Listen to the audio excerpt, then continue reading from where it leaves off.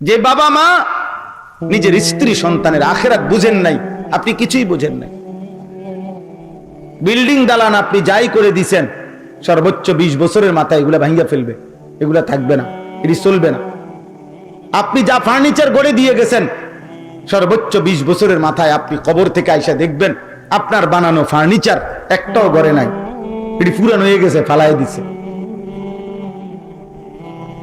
আমার দাদা মৃত্যুর 12 বছর পরে আমার বড় জ্যাঠাকে আমি বলছিলাম, আমার দাদা 10 গ্রামের মধ্যে আমার দাদার অনেক হালের বলদ ছিল, অনেক বড় গৃহস্থ ছিল, বিশাল বড় সংসার ছিল দাদার। আমি বলছি, জ্যাঠা 12 বছর পরে আমার জ্যাঠা, আপনি প্রথম বড় জ্যাঠা, আমার দাদার রেখে যাওয়া একটা স্মৃতি চিহ্ন কিছু আমারে দেখান, একটা নুনের বাটি, একটা প্লেট, একটা বাটি, কিছু।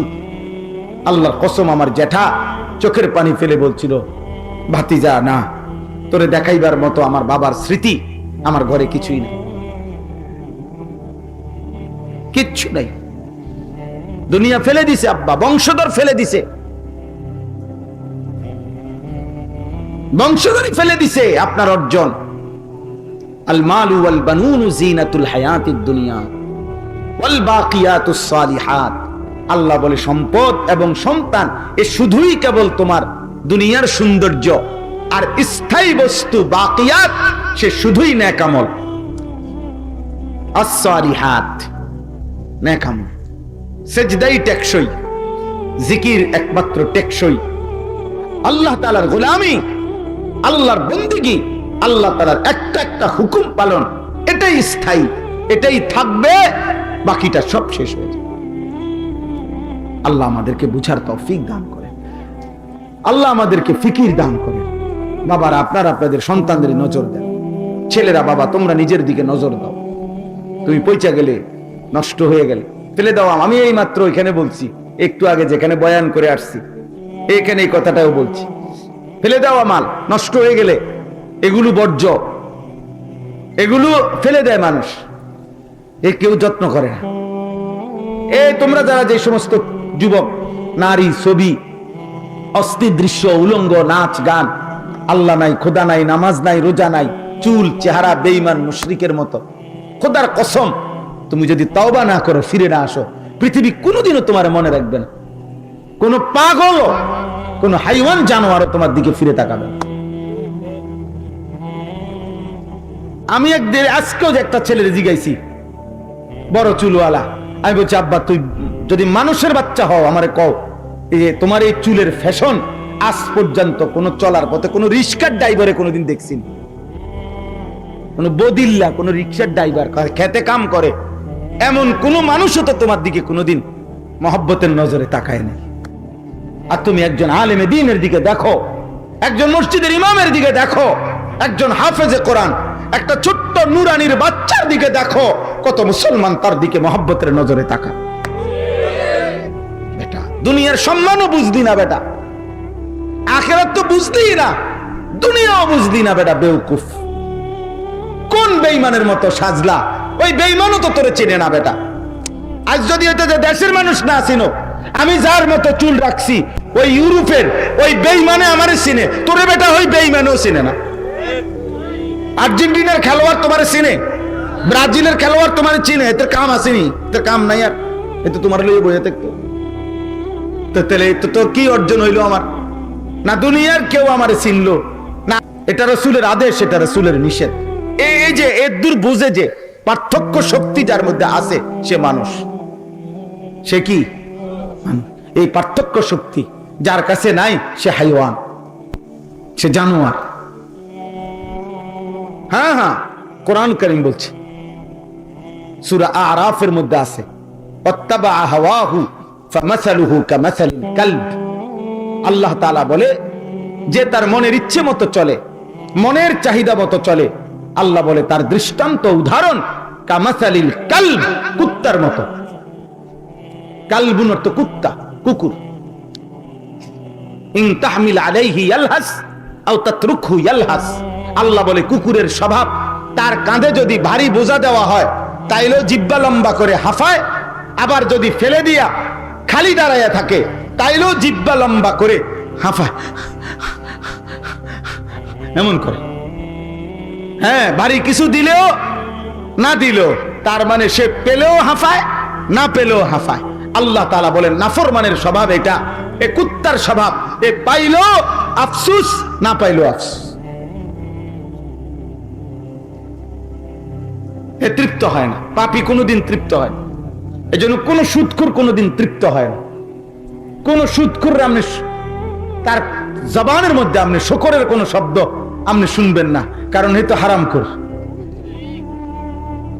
কোন কিস্তিখোরের মধ্যে আপনি কোনোদিন শুকর পাবেন না। না, হে শুকর করবে কেন? শুকর করলে তো সে আল্লাহ যা দিয়েছেন হালাল তার উপরেই শুকর করত। পাপী কোনোদিন তৃপ্ত হয় না, পাপী কোনোদিন তৃপ্ত হয় না। জওয়ান হোক, বুড়া হোক, নারী হোক, পুরুষ হোক। নবী সাল্লাল্লাহু আলাইহি সাল্লাম এটা বলছেন, শুকর অনেক বড় নিয়ামত।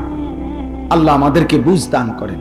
তোমরা যারা কম বয়সী 14, 16, 18, 20, 25 বছর, একটা জিনিস মনে রাখবা, তোমরা কিশোর নওজোয়ান, তোমাদের সবকিছু সুস্থ, দিল, দিমাগ, মাথা, হাত, পাও, চোখ, নাক, কান, অঙ্গ প্রত্যঙ্গ সব সুস্থ সবল, আলহামদুলিল্লাহ। এই সুস্থ সবল বয়সে যার দিমাগ কাজ করে না, যার আখিরাত মনে পড়ে না, বৃদ্ধ বয়সে তুমি মোটেই পারবা না। তখন তো প্রত্যেক অঙ্গের কোনো না কোনো অঙ্গে দুর্বলতা আছে। আমার এই যে কোমরে 24 ঘন্টা ব্যথা করে, সারাক্ষণ আমার এই কোমরের এই সাইডে ব্যথা করে। আমি চোখে ছোট লেখা কম দেখি, আমার গলায় 2 বার অপারেশন হয়েছে। তাইলে আজ 45 বছর বয়সে এসে কম বেশি রোগ নিয়েই জীবন চলতেছে। কিন্তু 18 বছরের 14 বছরের ছেলেটা তো রোগ কি জানে না। তার কাছে রাত্র দিন বরাবর, সে চাইলে সারা রাতও জাগতে পারবে, সে রাত চাইলে সারা রাতও ঘুমাইতে পারবে। সে যদি 3 রাতও না ঘুমায় কষ্ট হবে না, সে যদি আবার 3 রাতও ঘুমায় থাকে অসুবিধা হবে না। এজন্যই তো শক্তি। এই শক্তি সামর্থ্যের সময়ে কেউ যদি নিজের মূল্যায়ন না বুঝে, তার চাইতে বড় ব্যর্থ আর কেউ নেই, আর কেউ নেই। আমি আজকে এক ছেলেকে বললাম যে বাবা, তুমি 16 বছর, তুমি প্রয়োজনে মাটি কাটো, তাইলে তোমার কিছু কামাই হবে। তুমি বুট ভাজো, বাদাম ভাজো, তুমি বুট বানাও, বুট ভাজো, মুড়ি ভাজো, তাইলেও কিছু উপার্জন হবে। কিন্তু মোবাইল টিপো না। 24 ঘন্টার মধ্যে 8 ঘন্টা যদি মোবাইল টিপে, 8 ঘন্টা কর্মের ঘন্টা। সারা পৃথিবীর স্ট্যান্ডার্ড শ্রমিকের কর্মের টাইম কতক্ষণ? 8 ঘন্টা। ডিউটির মূল টাইম কয় ঘন্টা? 8 ঘন্টা। 8 ঘন্টায় বেতন হয়। তাইলে 8 ঘন্টার উপার্জন দিয়ে মানুষ সংসার চালায়, 8 ঘন্টার উপার্জন দিয়ে মানুষ বাড়ি গাড়ি করে, 8 ঘন্টার উপার্জন দিয়ে মানুষ তার জীবন চালায়, ফ্যামিলির জন্য কিছু রেখে যায়, সন্তানাদিদের জন্য কিছু অ্যাসেট রেখে যায়। তাহলে এরকম উত্তম সময় আমাদের লাখ লাখ সন্তান এরকম 8, 10, 12 ঘন্টা প্রতিদিন মোবাইল টিপ, কি দেখে, কেন দেখে, অর্জন কি, বিসর্জন কি, কিচ্ছু জানে না, কিচ্ছু জানে না, কিছুই বুঝে না বিষয়টা। আমার কথা, আমার তো এটা বোঝা উচিত, আমি কেন করছি এটা, আমার উপার্জন কি, দুনিয়ার লাভ কি, আখিরাতের লাভ। আখিরাতের লাভ তো কিছুই নাই, দুনিয়ার কি লাভ, দুনিয়ার কি লাভ। 1 লক্ষ নর্তকীও যদি কেউ মোবাইলে দেখে, আরে অসভ্য, তোর কি 1 লাখ মহিলা দরকার? এত বেটি দিয়ে তুই করবি কি? এত নর্তকী দিয়ে তুমি কি করবা? এত মহিলা তো কোনো পুরুষের লাগে না। এক পুরুষের হালাল বৈধ চাহিদা পূরণের জন্য তো একজন স্ত্রী যথেষ্ট। তো তুমি কুত্তার মতো এত নারী দেখো কেন?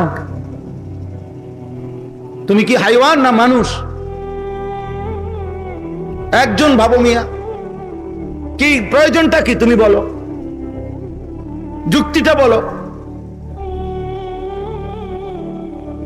আর আল্লাহ তাআলা বলছেন, আমি তো তোমার চাহিদা পূরণের জন্য হালাল স্ত্রী তোমার জন্য সৃষ্টি করেছি। ওয়া খালাকনাকুম আজওয়াজা, ওয়া মিন আয়াতিহি আন খালাকা লাকুম মিন আনফুসিকুম আজওয়াজা। আল্লাহ তাআলা বলেন আমার কুদরতের নিদর্শন, প্রত্যেক পুরুষের জন্য আমি তার দেহের অংশ থেকে তার স্ত্রীকে সৃষ্টি করে ফেলেছি। আল্লাহ আমাদেরকে বুঝ দান করে। একজন ছেলেকে বলি, বাবা, অসভ্যকে পৃথিবীর কেউ চালাক বলে না, চরিত্রহীন চালাক না। জিনা, ব্যভিচার, নারী, ছবি, অশ্লীল দৃশ্য, মদ, জুয়া, গান, বাদ্য, হারাম, এই নাফরমানিতে যে লিপ্ত, পৃথিবীর কোন বিবেকবান তাকে ভদ্রলোক বলে না। পৃথিবীর একটা কুত্তার জবানও যদি থাকতো তাহলে কুকুরও তাকে থুতু মারতো।